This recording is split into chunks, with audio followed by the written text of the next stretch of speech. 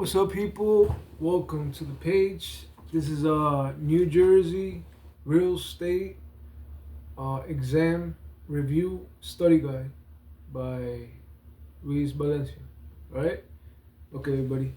So this is part 6 of the series of study guide for the New Jersey real estate exam. Move the camera a little bit, and this video 6. So basically, last time we left off on creative financing. So we'll keep on from where we left off. And if you guys like this video, you can subscribe so you could get a notification when we drop a new video. When I drop a new video, and if you like the video, it'll help me with the algorithm so it could get more plays. Okay, all right. So we left off in creative financing. I looked up creative financing and it wasn't on the book. So, but I guess people are using it. So I guess where I got it from, people are using creative financing. So what I understand creative financing would be, is basically finding a way to get a loan for a home without using the traditional methods of getting that loan. You know, so it'll be like basically like an alternative way of, so I guess it could be called alternative financing as well, because it's basically like to find an alternative way to get a loan, to basically prove that you will have the income to pay back that loan. That's all the bank really cares about, that you have the proof that you could pay that loan back. That's what I believe that's what creative financing or alternative financing, or whatever you want to call it, or untraditional financing, or whatever you might want to call it. Right? So it's basically like you have proof to the bank that you could afford the monthly payments, you know, for 30 years or 20 years or 10 years or whatever it is, that you have like that you have a way of proving that. All right? So that to me, that's the definition of creative financing, alternative financing, whatever you want to call it. That word is not in this book, but for some reason online you see it like that's on like like on different tests. But I guess in the New Jersey exam it's not showing here. All right. Okay. All right. Okay. So the next word, credit union. Credit union. What's a credit union? Credit union is a cooperative organization for savers and borrowers. Credit union. Some people say that it's easier to get a loan from a credit union.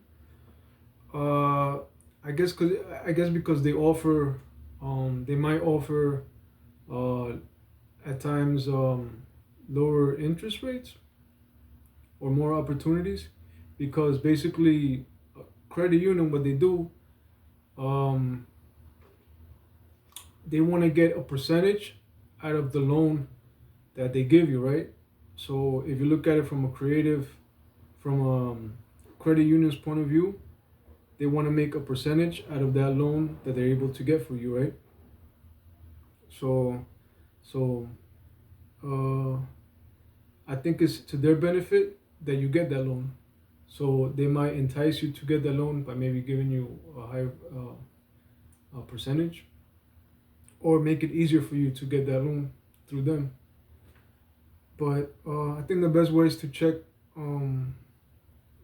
different banks, you know, like maybe 3 credit unions and then 3 regular banks, or maybe like a bank that you already been banking with, and also get advice from somebody that has already done it, that has already gotten a loan for a home. Yeah. All right. Okay. The next word, I'm getting off the topic. The next word is cubic foot method. Cubic foot method. This is a technique for estimating building costs per cubic foot. Cubic foot method, a technique for estimating building cost per cubic foot. With this estimate, then I guess it'll be easier to estimate how much the loan would be needed, how much the loan that you will need to apply for in order to get that loan to build that home, the house, whatever. Right? Okay, the next word is customer. Customer Third party in transaction owed honest treatment but not owed fiduciary duties. Third party in a transaction owed honest treatment but not owed fiduciary duties. Basically, a customer is like, let's say you are hired as an agent to work for somebody that hires you to help them sell their house, right? So they become your client, right? So they become your client because they hire you, and whoever decides to buy the house, that becomes the customer, because it's the person that wants to sell the house hired you to help you sell the house, and then you're like a team. So like, all right, we're gonna sell this house, and then you sell the house to the customer. The customer is the person that buy, or basically not necessarily that scenario, but the person that buys the house that you're selling, the person that sells the house, that would be the customer. Let's say, for instance, it's the opposite way. Let's say you are the agent that works for a person that's looking for a home. There's a guy who comes in, he's like, oh, I'm trying to buy a home. Can you help me? Of course, yeah, you're an agent, you help them. So then that person that wants to buy a house, that becomes your client, and then whoever's selling the house, they become the customer. So depending who you as an agent are working for, right? Because whoever you work for, that's your client's best interest, and then the person that you're making the transaction with, buying or selling from your client, then that becomes the customer. Okay, I hope that's clear. Okay, next word is, we're up to the D's now. Damages. All right, damages. Damages is the indemnity recoverable by a person who has sustained an injury either to person, property, or rights through the act or default of another.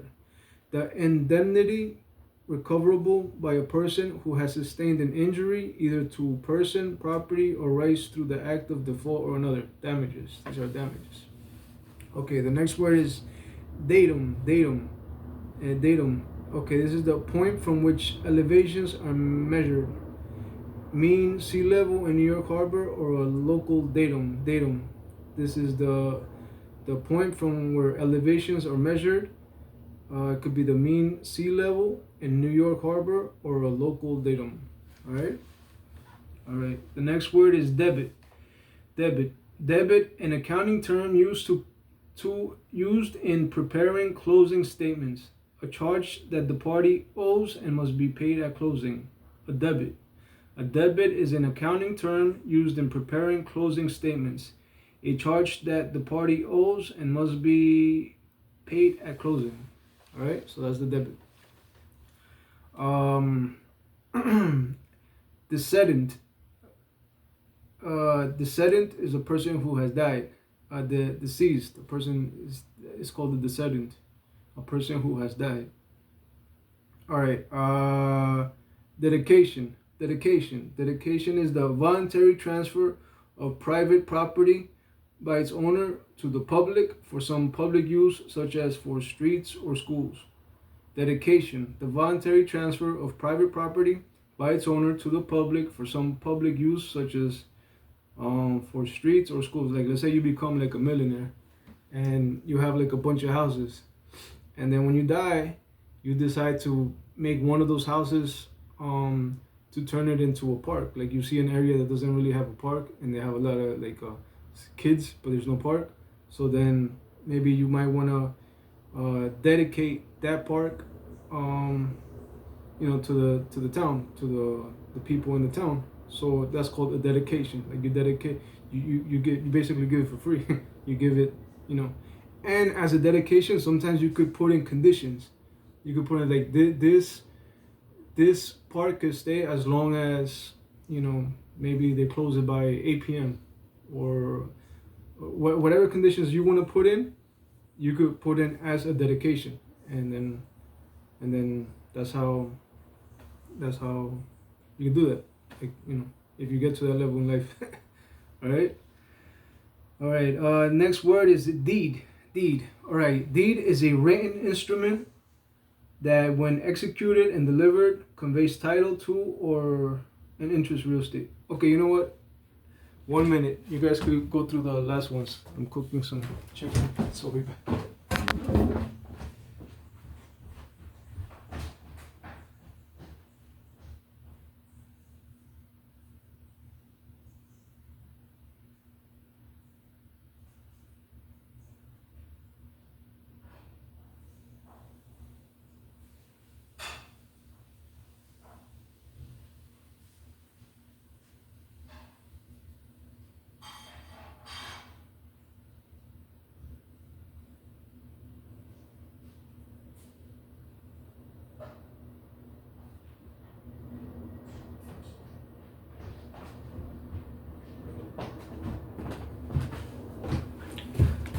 Okay, sorry about that. I hope you took the time to go over the notes. I mean, I hope you're taking notes of the words that we're going over.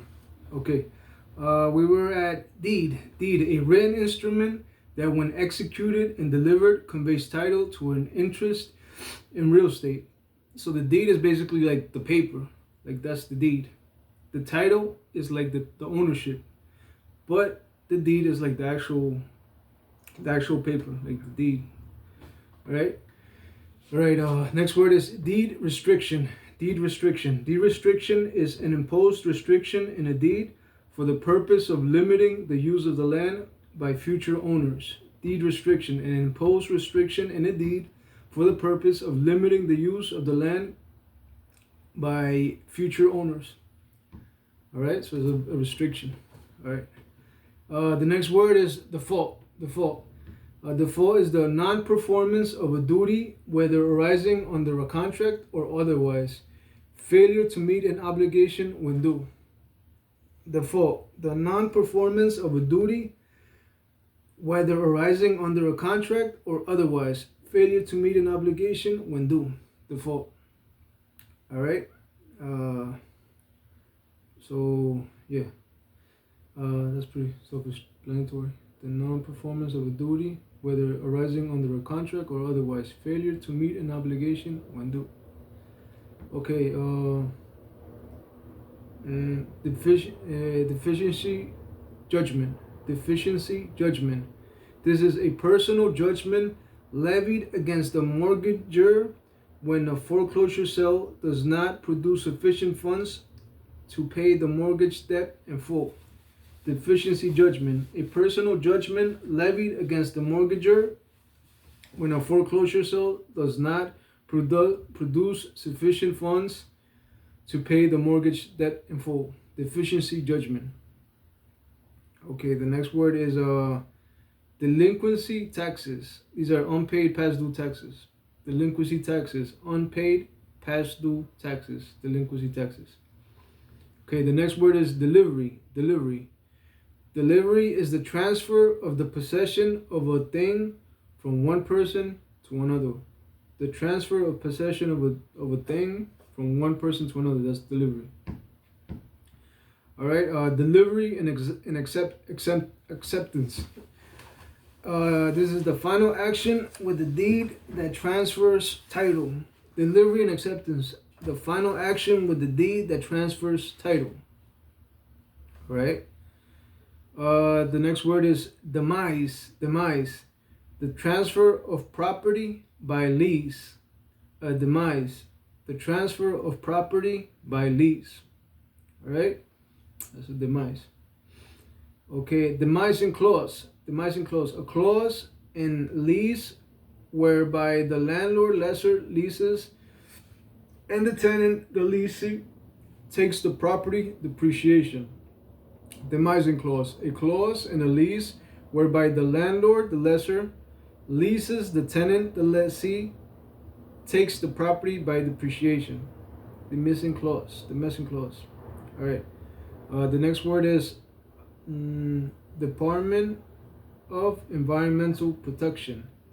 DEP, like Johnny Depp. Yeah. New Jersey agency that oversees natural resources. New Jersey agency overseeing natural resources.